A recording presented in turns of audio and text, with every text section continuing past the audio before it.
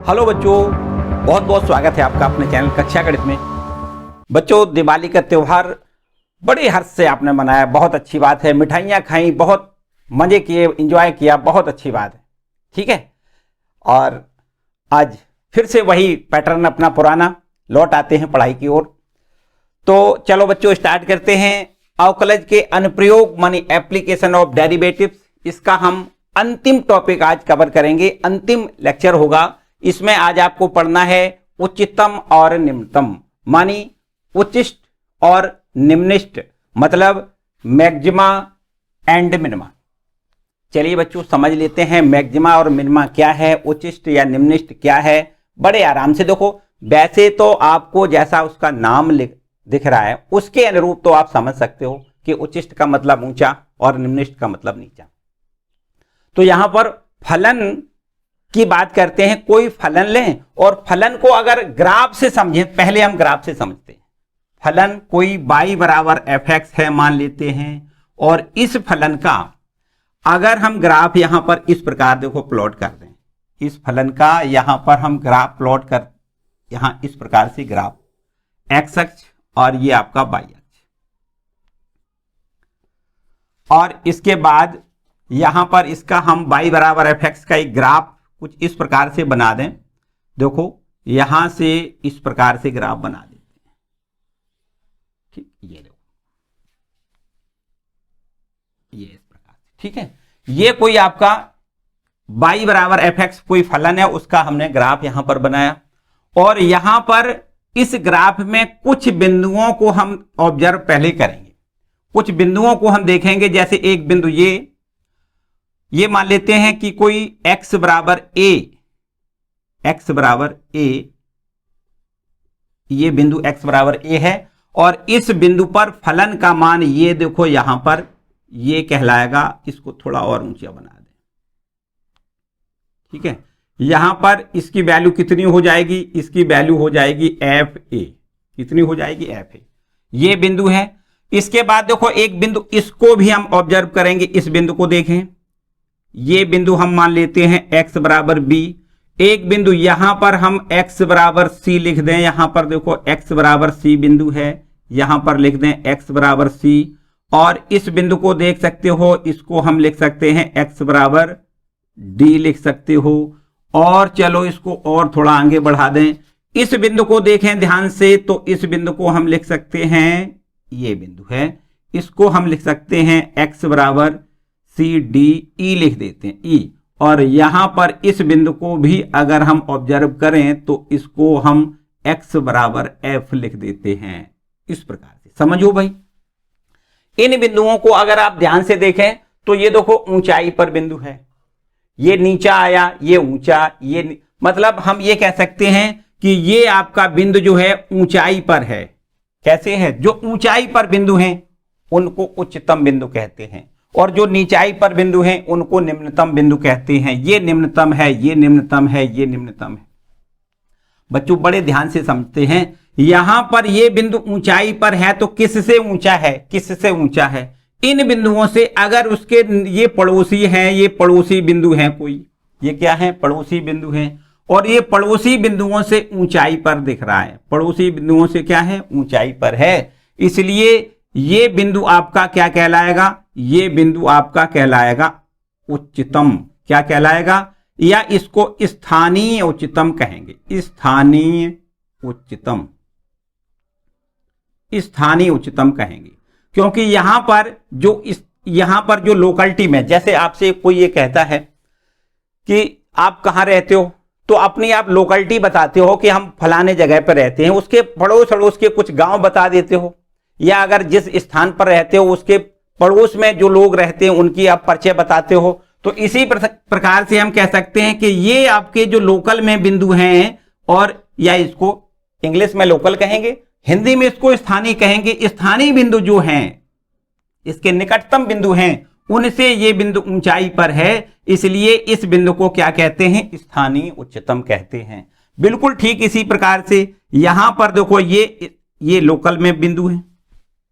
दाएं और बाएं, दाएं और बाएं के लोकल जो बिंदु हैं उनसे ये बिंदु नीचाई पर है, इसलिए इसको क्या कहोगे? स्थानीय निम्नतम।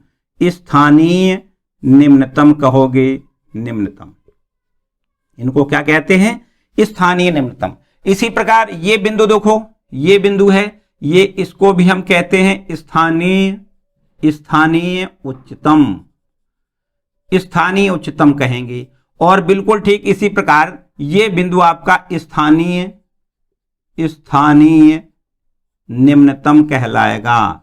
निम्नतम, स्थानीय निम्नतम। ये बिंदु ये है स्थानीय उच्चतम। स्थानीय उच्चतम। और ये बिंदु आपका कहलाएगा स्थानीय निम्नतम कहलाएगा। ठीक है बच्चों, इतना तो आपको समझ में आ गया होगा कि स्थानीय उच्चतम का क्या मतलब है, स्थानीय निम्नतम का क्या मतलब है। मतलब अपने पड़ोसियों से अगर नीचा है तो इसको हम स्थानीय निम्नतम कहेंगे, और पड़ोसी बिंदुओं से अगर ऊंचाई पर है तो उसको हम स्थानीय उच्चतम कहेंगे। ठीक है, इतनी बात तो समझ में आई होगी। अब बच्चों एक बात और समझनी है कि अगर ये बिंदु देखें तो एक ये फलन जो दिख रहा है, इस फलन में एक स्थानीय उच्चतम ये है, स्थानीय उच्चतम ये है, स्थानीय उच्चतम ये है, तो हम कह सकते हैं कि कोई फलन, किसी फलन में एक से अधिक स्थानीय उच्चतम बिंदु हो सकते हैं, एक से अधिक स्थानीय निम्नतम भी हो सकते हैं। तो स्थानीय उच्चतम और स्थानीय निम्नतम की संख्या एक नहीं बल्कि ज्यादा होती है। मतलब एक से ज्यादा स्थानीय उच्चतम बिंदु मिल सकते हैं, एक से ज्यादा स्थानीय निम्नतम बिंदु मिल सकते हैं। और इन बिंदुओं में से जो स्थानीय उच्चतम बिंदु हैं उनमें से जो सबसे ज्यादा ऊंचा होगा, जो सबसे ज्यादा ऊंचाई पर होगा, उस बिंदु को क्या कहोगे? इसको हम कहेंगे निरपेक्ष उच्चतम। इसको क्या कहोगे? निरपेक्ष उच्चतम। निरपेक्ष उच्चतम कहोगे। मतलब ये इंग्लिश में इसको कहें तो क्या कहोगे? Absolute maxima. इसको क्या कहोगे? Absolute maxima. इसको स्थानीय उच्चतम को क्या कहते हैं? स्थानीय उच्चतम को कहते हैं लोकल मैक्सिमा, और ये आपका एब्सोल्यूट मैक्सिमा। ठीक है, तो जो लोकल मैक्सिमा होते हैं, उन लोकल मैक्सिमा में से जो सबसे मैक्सिमा होता है उसको हम क्या कहते हैं? एब्सोल्यूट मैक्सिमा कहते हैं। ठीक है, इसी प्रकार जो नीचाई पर बिंदु हैं इसको स्थानीय निम्नतम कहते हैं, मानी लोकल मिनिमा कहते हैं। और उन लोकल मिनिमाओं में से जहां पर जो सबसे नीचा होता है, जो सबसे मिनिमम होता है, उसको हम क्या कहते हैं? निरपेक्ष। उसको कहते हैं निरपेक्ष निम्नतम। निरपेक्ष निम्नतम कहते हैं। तो यहां पर आप देख सकते हो कि x बराबर b पर फलन हमारा क्या है? निरपेक्ष निम्नतम है। निरपेक्ष निम्नतम मतलब एब्सोल्यूट मिनिमा। क्या है ये? Absolute minima. मतलब मिनिमाओं में से सबसे छोटा, ऐसे समझो, है ना। मतलब निम्नतम, स्थानीय निम्नतम से सबसे निम्नतम हो उसको निरपेक्ष निम्नतम कहेंगे, और स्थानीय उच्चतम में से सबसे उच्चतम हो उसको हम निरपेक्ष उच्चतम कहेंगे। इतनी बात तो ठीक है। अच्छा, इसके बाद देखो कुछ और बातें आपको समझनी है, कुछ और बातें समझनी है। एक बात तो यहां से हम ऑब्जर्व बड़े आराम से कर सकते हैं कि जो फलन होता है उसमें एक से ज्यादा स्थानीय उच्चतम होते हैं, एक से ज्यादा स्थानीय निम्नतम होते हैं। और इसके बाद एक बात यहां से बड़े आसान से हम ऑब्जर्व कर सकते हैं कि ये हमारा देखो क्या है? ये हमारा है स्थानीय उच्चतम। x बराबर c पर फलन हमारा क्या है? स्थानीय उच्चतम है। x बराबर f पर यह फलन हमारा क्या है? स्थानीय निम्नतम है।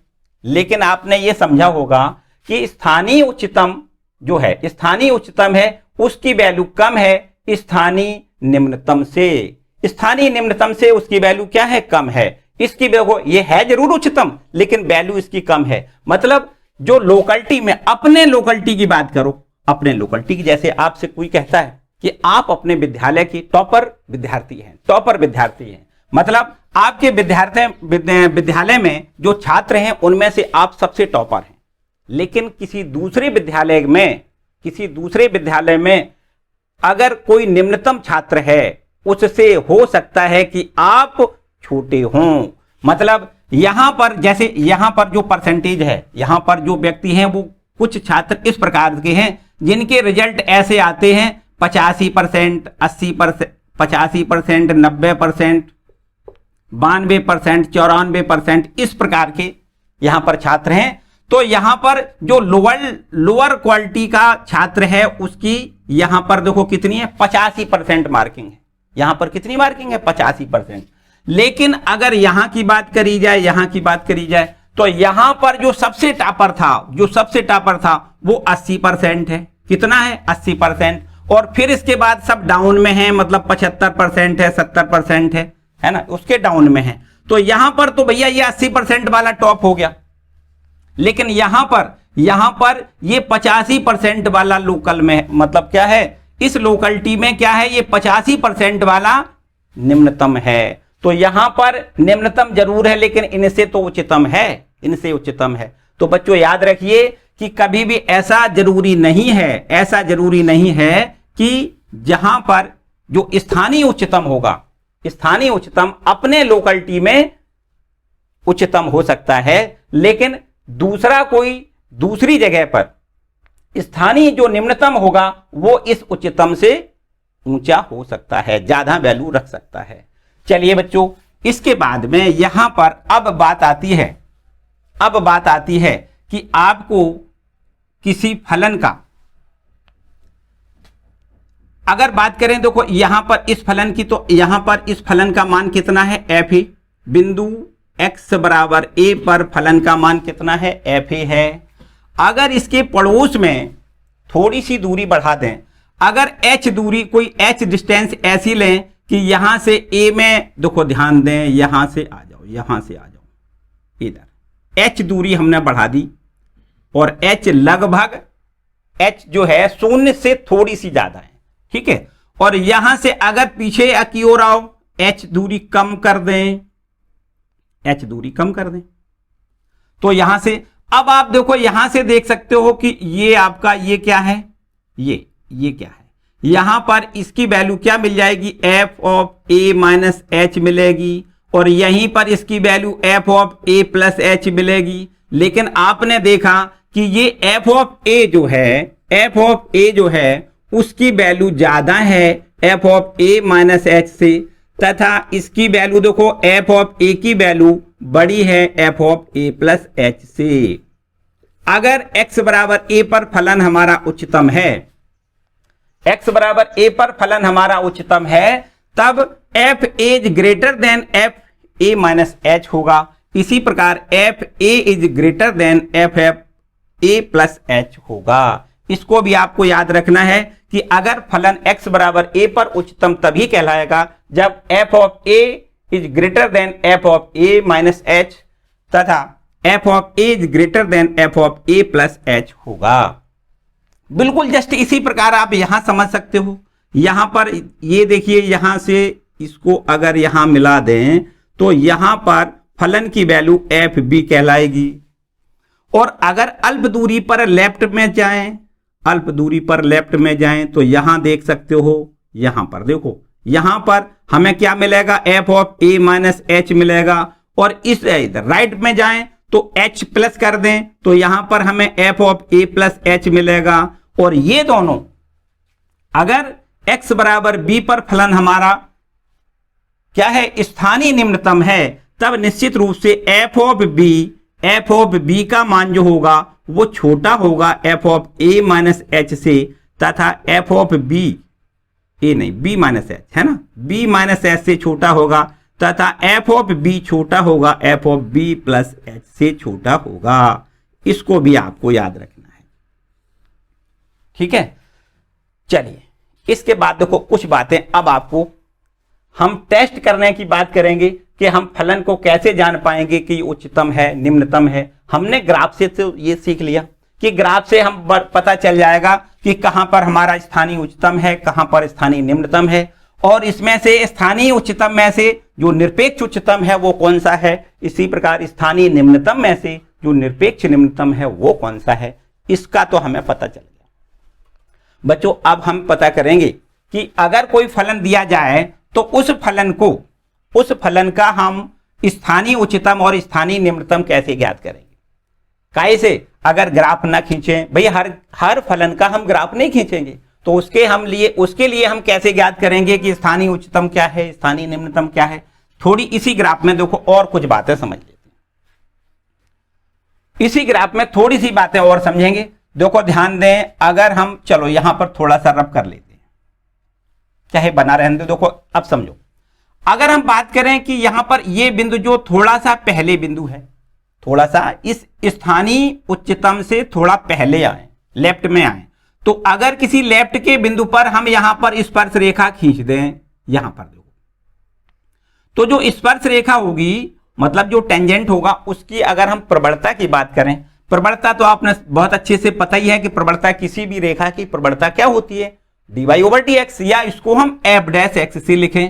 तो अगर इसकी हम प्रवणता यहां निकालें तो ये प्रवणता देखो ध्यान दें, अगर देखो इसको हम डॉट डॉट करके पीछे तक बढ़ाएं और इस पर जो स्पर्श रेखा खींची है वो स्पर्श रेखा के साथ जो x अक्ष ने कोण बनाया वो कोण 90 से छोटा होगा। देखो ध्यान दें, अगर इसको इस प्रकार से आगे बढ़ाते हुए आगे ऐसे ले जाएं और ये कोण की बात करें तो ये कोण कैसा होगा, ये कोण निश्चित रूप से 90 से छोटा होगा, न्यून कोण होगा। और अगर ये कोण न्यून कोण है तो यहां से देखो dy/dx कहें या f' कह दें, f' कह दें, आप पता है आपको कि f' क्या होता है, प्रवणता होती है, और प्रवणता बराबर tan थीटा लिखते हैं। और ये थीटा का मान अगर न्यून कोण है, थीटा का मान क्या है, न्यून कोण है, तो न्यून कोण का मतलब फर्स्ट क्वाड्रेंट में आएगा। tan थीटा का मान अगर फर्स्ट क्वाड्रेंट में है तो ये निश्चित रूप से कैसा होगा, प्लस होगा, प्लस में होगा मतलब शून्य से बड़ा होगा। तो f' का मान निश्चित रूप से हम कह सकते हैं क्या होगा, शून्य से बड़ा होगा, प्लस वैल्यू देगा। यहां से जो f' का मान क्या आएगा, प्लस आएगा इधर की ओर। यहां की बात करें, देखो यहां पर अगर टेंजेंट खींचे तो देखो ऐसे खींचेगा, ऐसे खींचेगा, ठीक है। और ये टेंजेंट x अक्ष के समांतर है, और यदि x अक्ष के समांतर कोई रेखा खींची जाती है तो आपको पता है कि उसकी प्रवणता कितनी होती है, 0 होती है। क्या होती है, 0 होती है। यदि राइट हैंड पर कोई बिंदु लें और यहां पर टेंजेंट खींचें तो इसकी टेंजेंट तो अगर इसको आगे तक बढ़ा दें तो यहां पर जो कोण बनेगा वो 90 से बड़ा होगा। और जब 90 से बड़ा कोण होगा तो यहां से f' की वैल्यू कितनी मिलेगी, यहां राइट हैंड की तरफ बात करें तो यहां से f' की वैल्यू कितनी मिलेगी, शून्य से छोटी मिल जाएगी। क्यों? क्योंकि थीटा का मान अगर 90 से बड़ा होगा तो या तो वो दूसरे क्वाड्रेंट में जाएगा या तीसरे में जाएगा, है ना। दूसरे की बात करें, तीसरे की नहीं, क्योंकि 180 से तो छोटा होगा। और दूसरे क्वाड्रेंट में जब वो जाएगा तब वहां पर tan थीटा की वैल्यू माइनस में होती है, तो f' की वैल्यू कितनी हो जाएगी, शून्य से छोटी हो जाएगी। तो बच्चों आपको याद रखना है कि अगर स्थानीय उच्चतम की बात करी जाए तो स्थानीय उच्चतम पर dy/dx मतलब फलन का जो प्रवणता f' की वैल्यू निकालोगे तो f' की वैल्यू कितनी निकलेगी, 0 निकलेगी। स्थानीय उच्चतम बिंदु पर f' बराबर 0 होता है। इसी प्रकार स्थानीय निम्नतम बिंदु जो होगा उस पर भी f' का मान कितना होगा, 0। अगर यहां प्रवणता देखो, अगर किसके लेफ्ट में कोई बिंदु लें और वहां पर अगर स्पर्श रेखा खींची जाए इस प्रकार से, तो इसमें स्पर्श रेखा की प्रवणता मतलब f' का मान जो आएगा वो शून्य से छोटा होगा। और यहां पर अगर प्रवणता देखो, यहां पर स्पर्श रेखा खींची जाए तो यहां से f' का मान कितना होगा, ये शून्य से बड़ा होगा। और यहां पर अगर देखो ध्यान दें, जो वहां पर स्थानीय निम्नतम की बात कही जा रही है, वहां पर अगर स्पर्श रेखा खींची जाए तो यहां पर स्पर्श रेखा कितनी होगी, इसकी प्रवणता, स्पर्श रेखा की प्रवणता अर्थात f' का मान कितना होगा, 0 होगा यहां पर, क्योंकि ये स्पर्श रेखा x अक्ष के समांतर होती है और x अक्ष के समांतर जब रेखा खींची जाती है तो उसकी प्रवणता कितनी होती है, 0 होती है। तो स्थानीय उच्चतम या स्थानीय निम्नतम के लिए आपको क्या लिखना है, f' की वैल्यू 0 लिखनी है। स्थानीय उच्चतम या स्थानीय निम्नतम के लिए f' 0 होता है। और इसके लेफ्ट में देखो क्या है, लेफ्ट में हमने बताया लेफ्ट में f' का मान प्लस होता है स्थानीय उच्चतम के लेफ्ट में। स्थानीय निम्नतम के राइट में f' की वैल्यू कैसी होती है, माइनस की होती है। ठीक है, तो ये सारी बातें हमें क्वेश्चनों को हल करने में मदद मिलेगी। यहां पर इस बातों को समझ के हम प्रश्नों को हल करेंगे। ठीक है, चलो हम करते हैं बात अपने टॉपिक जहां से हमें प्रश्नों को हल करना है, इसको रब कर दें। और अब हमें जो प्रश्नों को हल करना है उसके लिए हमें पूरी प्रोसेस समझनी है कि हम दिए गए किसी फलन का उच्चतम और निम्नतम कैसे ज्ञात करते हैं, उसकी उच्चतम वैल्यू और निम्नतम वैल्यू कैसे ज्ञात करते हैं। आइए इस पर देखो ध्यान दें। यहां इसको उच्चतम या निम्नतम को ज्ञात करने के लिए हम दो टेस्ट करते हैं। दिए गए फलन, जैसे हम मान लेते हैं कि कोई फलन y बराबर fx हमें दिया गया है, कोई फलन y बराबर fx दिया गया है, इसका हमें उच्चतम या निम्नतम ज्ञात करना है, इसका हमें उच्चतम मान और या निम्नतम मान ज्ञात करना है। तो कैसे करते हैं, इसके लिए देखो बड़ा ध्यान से समझोगे। एक हमारे पास टेस्ट होता है, इसको कहते हैं प्रथम अवकलज परीक्षण। क्या कहते हैं? प्रथम अवकलज परीक्षण। तो प्रथम अवकलज परीक्षण क्या है, या इसको फर्स्ट डेरिवेटिव टेस्ट क्या कहते हैं? First derivative test. First derivative test क्या है, इसको देखो बड़ा ध्यान से समझो। फर्स्ट डेरिवेटिव टेस्ट क्या है, मतलब प्रथम अवकलज परीक्षण कैसे करते हैं। एक एक स्टेप आपको समझना है, बड़ी बारीकी से समझना है, अच्छे से पूरी बात समझ में आएगी, एकदम बिल्कुल सिंपल सारे सवाल लगे। ठीक है, अब यहां पर देखो पहले स्टेप पर हम क्या करेंगे। पहले स्टेप पर हमें दिया गया वक्र कोई इस प्रकार से होता है, वक्र y बराबर fx, और इस y बराबर fx का x के सापेक्ष हमें अवकलन करना है। पहला स्टेप क्या है, दिए गए वक्र का x के सापेक्ष अवकलन करना है। x के सापेक्ष अवकलन करके क्या करोगे, देखो अवकलन करके हम dy ओवर dx का मान ज्ञात करेंगे। dy ओवर dx का मान ज्ञात करेंगे। और इसके बाद देखो दूसरे स्टेप में हमें क्या करना है। दूसरे स्टेप में जो dy ओवर dx का मान आएगा उसको हमें क्या करना है, 0 रखना है। दूसरा स्टेप क्या है, dy ओवर dx हमें 0 रखना है। और dy ओवर dx बराबर 0 से को लिख दें। dy ओवर dx बराबर 0 को हल करके x के मान ज्ञात करेंगे। दूसरे स्टेप में हमें क्या करना है, जो dy ओवर dx मतलब प्रथम अवकलज निकलेगा उसको हमें 0 के बराबर लिखना है। और फिर जब 0 के बराबर रखने के बाद एक इक्वेशन मिलेगा, उस इक्वेशन को हल करके x के मान ज्ञात करेंगे। मान लेते हैं कि x बराबर कोई a b c ये मान हमें मिल जाते हैं। तो x बराबर a, x बराबर b, x बराबर c ये बिंदु क्रिटिकल पॉइंट कहलाते हैं, मानी क्रांतिक बिंदु कहलाते हैं। फिर इन क्रांतिक बिंदुओं पर देखो तीसरे स्टेप में क्या करना है। तीसरा स्टेप बड़े ध्यान से समझें। x बराबर a, x बराबर b, x बराबर c इन सभी मानों पर हम परीक्षण करके ये देखेंगे कि हमारा फलन उच्चतम है या निम्नतम है। इसके लिए देखो हमें क्या करना है, x बराबर a ऐसे लिख दें। यदि x बराबर a से होकर बढ़ने के साथ साथ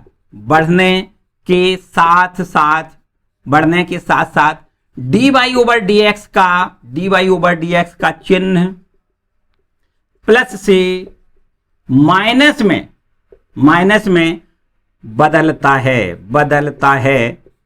तो देखो ध्यान दें, यदि x बराबर a से होकर बढ़ने के साथ साथ dy ओवर dx का चिन्ह प्लस से माइनस में बदलता है, तो x बराबर a पर फलन उच्चतम होता है। याद रखना है कि अगर देखो ध्यान दो, इसकी क्या मतलब, इसका मतलब समझो कि जैसे हम ये मान लें कि आपका एक कोई ग्राफ देखो हमने ये खींचा है, यहां पर ये आपका देखो x बराबर a बिंदु है और x बराबर a पर देखो हमने बताया dy ओवर dx का मान यहां क्या होगा, ये कोई फलन y बराबर एफ एक्स है, y बराबर एफ एक्स है, और यहां पर इसमें dy ओवर dx की वैल्यू कितनी होगी, 0 होगी। dy ओवर dx की वैल्यू कितनी होगी, 0 होगी। अगर यहां से थोड़े पहले की बात करें, यहां पर थोड़े पहले मतलब x बराबर a से पहले की बात करें, और यहां पर अगर dy ओवर dx का चिन्ह देखें तो dy ओवर dx का चिन्ह हमने बताया, देखो इसकी प्रवणता यहां पर कैसी जाएगी, इस प्रकार से देखो खींचोगे इसकी स्पर्शी, और इसकी स्पर्शी की जो प्रवणता होगी वो कैसी होगी, प्लस होगी, प्लस होगी। और इधर अगर स्पर्शी खींची जाएगी तो इसकी स्पर्शी की प्रवणता कितनी होगी, माइनस में होगी। तो अगर प्लस से माइनस में जाता है, प्लस से माइनस में चिन्ह जाता है, dy ओवर dx का निशान प्लस से माइनस में जाता है, तो इसका मतलब ये बिंदु जो है x बराबर a बिंदु है वो क्या है, उच्चतम है, उच्चतम है। और x बराबर a पर फलन का मान जो निकलेगा वो उच्चतम मान निकलेगा, तथा x बराबर a पर एफ ए उच्चतम मान होगा, उच्चतम मान होगा, उच्चतम मान होगा, ठीक है। और दूसरे स्टेप में देखो अगर ऐसा ना हो भैया, तब यदि x बराबर a पर a से बढ़ने के साथ साथ dy ओवर dx का चिन्ह प्लस से माइनस में हो रहा हो, और यदि प्लस से माइनस में नहीं बल्कि माइनस से प्लस में हो रहा हो, तो क्या होगा, देखो उल्टे बात। यदि x बराबर a पर, x बराबर a से होकर बढ़ने के साथ साथ dy ओवर dx का चिन्ह, dy ओवर dx का चिन्ह माइनस से प्लस में, माइनस से प्लस में बदलता है, माइनस से प्लस में बदलता है, तो x बराबर a पर फलन निम्नलिखित होगा। कैसे होगा, निम्नतम होगा, निम्नतम होगा, निम्नतम होगा। तथा x बराबर a पर एफ ए निम्नतम मान होगा, निम्नतम मान होगा, मान होगा, ठीक है। यहां देखो ग्राफ से इसको भी समझें, इस प्रकार से अगर ऐसा होता है कि कोई फलन y बराबर एफ एक्स का ग्राफ इस प्रकार से है, और ये बिंदु देखो x बराबर a है, क्या है, x बराबर a, और x बराबर a पर फलन का मान देखो सबसे, यहां पर अगर स्पर्श रेखा खींची जाए तो इस प्रकार से खींचेगी।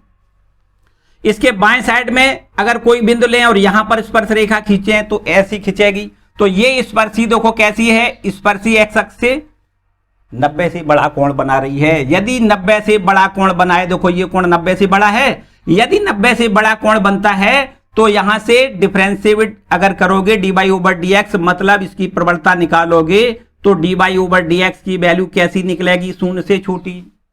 90 से बड़ा कौन है, कोण तभी होता है 90 से बड़ा, देखो ध्यान दें, अगर 90 से बड़ा कोण है तो उसकी प्रवणता मतलब tan थीटा का मान काय में निकलेगा, माइनस में निकलेगा, मतलब dy ओवर dx की वैल्यू हमें शून्य से छोटी मिलती है। और यदि ये दाएं साइड में कोई यहां पर स्पर्श रेखा, ये बिंदु लें और यहां से स्पर्श रेखा खींचें तो यहां से देखो ये x अक्ष के साथ क्या बनेगा, न्यून कोण बनेगा, और x अक्ष के साथ अगर न्यून कोण बनेगा, x अक्ष के साथ अगर न्यून कोण बनेगा तब tan थीटा की वैल्यू कैसी निकलेगी, tan थीटा की वैल्यू हमें प्लस में निकलेगी। कैसी निकलेगी, प्लस वैल्यू, शून्य से बड़ी, शून्य से बड़ी निकलेगी, मतलब f डैश x का जो मान होगा वो शून्य से बड़ा होगा। यहां से f डैश x का मान क्या होगा, शून्य से बड़ा होगा। तो यहां से देखो अगर माइनस से प्लस में बदल जाए निशान, माइनस से, देखो ध्यान दें, माइनस से प्लस में अगर चिन्ह बदलता है तो x बराबर a पर फलन हमारा निम्नतम होता है, और x बराबर a पर जो एफ ए का मान होगा वो निम्नतम मान होगा। यहां पर एफ ए का मान ये मिलेगा, वो क्या मिलेगा, निम्नतम मान होगा, ठीक है। और यदि कभी कभी ऐसा हो जाए, कभी कभी ऐसा हो जाए, देखो यहां से एक बात और कंडीशन समझें, एक कंडीशन और समझें कि अगर ऐसा हो जाए कि ग्राफ कुछ इस प्रकार से हो, मान लेते हैं कि चलो कोई ग्राफ यूं ऐसे खींच दे और यहां पर अगर कोई बिंदु लें और इस बिंदु पर स्पर्श रेखा खींचें और इसके लेफ्ट और राइट पर भी स्पर्श रेखा खींचें, तो यहां से आप देख सकते हो यहां पर स्पर्श रेखा खींचें तो ऐसी खींचेगी, और अगर यहां पर स्पर्श रेखा खींचें तो भी देखो ऐसी खींचेगी, यहां पर देखो ये भी ऐसी खींचेगी। मतलब मतलब बात ये कि ये देखो जो निशान है, ये इसकी जो स्पर्श रेखा ये खींची है, जो ऊपर की ओर स्पर्श रेखा खींची है, वो भी 90 अंश से बड़ा कोण बना रही है। ये इधर राइट पे जो हमने बिंदु लिया है, ये राइट पे बिंदु लिया है, इसमें इस बिंदु पर स्पर्श रेखा खींची है, ये भी देखो कितनी है, ये भी स्पर्श रेखा का जो कोण है वो 90 से बड़ा है। मतलब दोनों का चिन्ह समान आ रहा है। चिन्ह कैसे आ रहा है? दोनों का चिन्ह कैसे आ रहा है? समान आ रहा है। मतलब प्लस से प्लस आए या माइनस से माइनस आए, ठीक है। प्लस से माइनस में तो हमने क्या बताया, प्लस से माइनस में आता है तो इसका मतलब उच्चिष्ट होता है, माइनस से प्लस में आए तो इसका मतलब निम्निष्ठ होता है, और यदि माइनस से माइनस में जाता है तो इसका मतलब ये बिंदु नति परिवर्तन बिंदु है। मतलब यहां पर न तो फलन हमारा उच्चिष्ट है न ही निम्निष्ठ है, ठीक है। अगर माइनस से माइनस में जाए या प्लस से प्लस में जाए, मतलब चिन्ह हमारा परिवर्तन ना हो, तो ऐसी स्थिति में क्या कहते हैं? ऐसी स्थिति में कहते हैं कि हमारा फलन ना उच्चिष्ट है ना निम्निष्ठ है। तो यहां पर एक पॉइंट और बना के लिख सकते हो, चलो यहां लिख देते हैं। एक पांचवा पॉइंट और समझते हैं कि x बराबर a पर, x बराबर a पर, x बराबर a से होकर, x बराबर a से होकर बढ़ने के साथ साथ, बढ़ने के साथ साथ, बढ़ने के साथ साथ dy ओवर dx का चिन्ह, dy ओवर dx का चिन्ह प्लस से प्लस या माइनस से माइनस में ही रहता है, में ही रहता है। तब x बराबर a पर, तब x बराबर a पर फलन ना तो उच्चिष्ट होता है, ना तो उच्चिष्ट और ना ही निम्निष्ठ होता है, ना ही निम्निष्ठ होता है। इस बात को आप याद रखिए, ठीक है। तो ये क्या होता है, x बराबर a क्या कहलाएगा? नति परिवर्तन बिंदु कहलाएगा। x बराबर a पर फलन हमारा ना उच्चिष्ट हो ना निम्निष्ठ हो, ऐसी स्थिति में x बराबर a बिंदु जो होगा वो नति परिवर्तन बिंदु कहलाएगा। इसको भी आपको याद रखना है, ठीक है। तो इस प्रकार से हम x बराबर a पर चेक करेंगे कि हमारा फलन उच्चिष्ट है या निम्निष्ठ है। x बराबर b पर भी इसी प्रकार चेक करेंगे। जितने मान यहां पर जो भी क्रांतिक बिंदु मिलेंगे, उन बिंदुओं पर हम ये चेक करेंगे कि फलन हमारा उच्चिष्ट है या निम्निष्ठ है, कहां पर उच्चिष्ट है कहां पर निम्निष्ठ है, ठीक है। तो ये रूल आपका प्रथम अवकलज परीक्षण है, प्रथम अवकलज परीक्षण।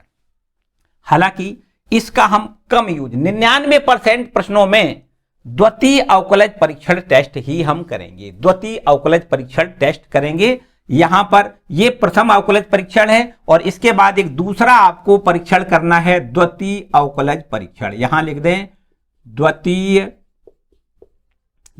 अवकलज परीक्षण, यहां लिख दें second derivative test, second derivative test, ठीक है। तो अब समझते हैं सेकंड डेरिवेटिव टेस्ट क्या है।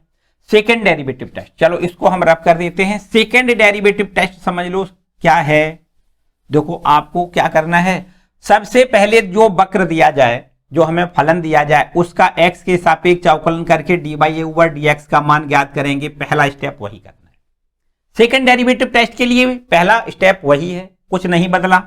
इसके बाद जब dy ओवर dx की वैल्यू निकल के आए, उस वैल्यू को हम 0 के बराबर रख दें, एक समीकरण बनाएं, उसको हल करेंगे, तब हमें x के कुछ मान मिलेंगे, उनको हमने a b c नाम दे दिया और ये बिंदु हमारे क्रांतिक बिंदु कहलाते हैं। इसके बाद क्या करते हैं, देखो अब तीसरा स्टेप थोड़ा बदलेगा। 2 स्टेप तो आपको सिमिलर करने हैं, हर प्रश्न में करने हैं, और हमने बताया कि अभी तक आपने जितना जो कुछ सीखा है उसमें से सबसे महत्वपूर्ण चीज ये है द्वितीय अवकलज परीक्षण। और इस परीक्षण को आपने सीखा, बड़े अच्छे से समझ लें तो सारे प्रश्न बिल्कुल एकदम आसान से, क्योंकि हमने बताया कि 99%, थोड़ा ज्यादा कह दिया, अगर ज्यादा थोड़ा कम कर लें तो हम कह रहे हैं 95% प्रश्न बिल्कुल इसी प्रोसेस से आपको हल करने हैं। जो भी हमारा वक्र दिया जाए उसका x के सापेक्ष अवकलन करके हम dy ओवर dx ज्ञात करेंगे। दूसरे स्टेप में क्या करेंगे, जो dy ओवर dx आएगा उसको जीरो के बराबर हल करके, जीरो के बराबर रख के उसको हल करेंगे और हल करके हम x के मान ज्ञात करेंगे। जो भी x के मान आए वो हमने मान लिए कि मान आए हैं a b c dot dot, कुछ भी आ सकते हैं। कभी x बराबर a का ही मान मिल सकता है, x बराबर a कॉमा b मतलब 2 मान मिल सकते हैं, 3 मान मिल सकते हैं। जो भी मान मिलेंगे उन बिंदुओं को क्या कहते हैं, हम क्रिटिकल पॉइंट कहते हैं। इन बिंदुओं पर हम अब सेकेंड डेरिवेटिव टेस्ट की बात करें तो हम क्या करेंगे, यहां पर dy ओवर dx का पुनः अवकलन करेंगे। मतलब dy ओवर dx का पुनः अवकलन करके d2 बाई ओवर dx2 ज्ञात करेंगे। ठीक है, फिर से अवकलन करके क्या ज्ञात करेंगे, d2 बाई ओवर dx2 मतलब सेकेंड डेरिवेटिव हम ज्ञात करेंगे। सेकेंड डेरिवेटिव ये d2 बाई ओवर dx2 का मान ज्ञात करेंगे। अब देखो ध्यान दें, चौथे स्टेप पर क्या करना है। जब ये d2 बाई ओवर dx2 का मान हमने निकाल लिया, क्या किया है, ये हमने d2 बाई ओवर dx2 का मान निकाल लिया और इसमें हम इन क्रांतिक बिंदुओं को रख के चेक करेंगे। यहां पर हम क्या करेंगे, d2 बाई, यदि यहां से लिखते हैं, यदि d2 by over dx2 at point x equal to a, यदि d2 by over dx2 x बराबर a पर प्लस मान दे मतलब शून्य से बड़ा हो, प्लस मान दे मतलब पर शून्य से बड़ा हो,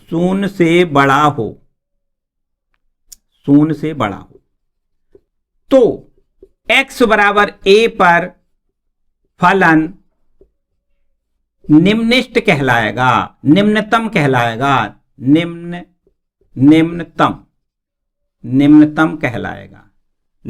होगा, ऐसे लिख दें।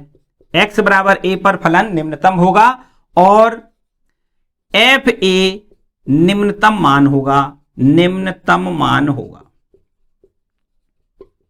ठीक, आपको क्या करना है, सबसे पहला काम हमने बताया कि आपको दिए गए फलन का अवकलन करके dy ओवर dx ज्ञात करना है। फिर dy ओवर dx को 0 के बराबर लिख के जो समीकरण मिलेगा उसको हल करके x के मान ज्ञात करेंगे और उन x के मानों को हम सेकेंड डेरिवेटिव में रखेंगे। मतलब हम इसका dy ओवर dx का फिर से अवकलन करके हम सेकेंड डेरिवेटिव ज्ञात करेंगे और उस सेकेंड डेरिवेटिव में x बराबर a रखें, x बराबर b लिखें, x बराबर c लिखें, मतलब सभी पर हमें चेक करना है। तो x बराबर a पर पहले चेक करेंगे, तो x बराबर a पर अगर d2 बाई ओवर dx2 का मान शून्य से बड़ा आता है तो x बराबर a पर फलन हमारा निम्नलिखित होगा और f a जो होगा वो निम्नतम मान हो जाएगा।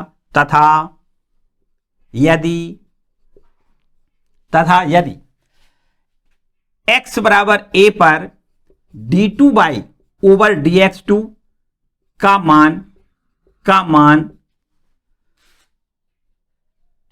माइनस में आता है, शून्य से छोटा आता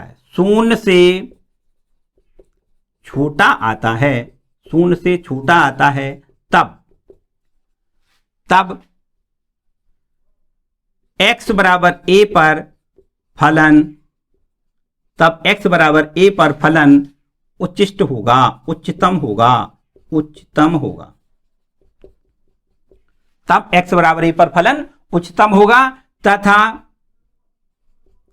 f a उच्चतम मान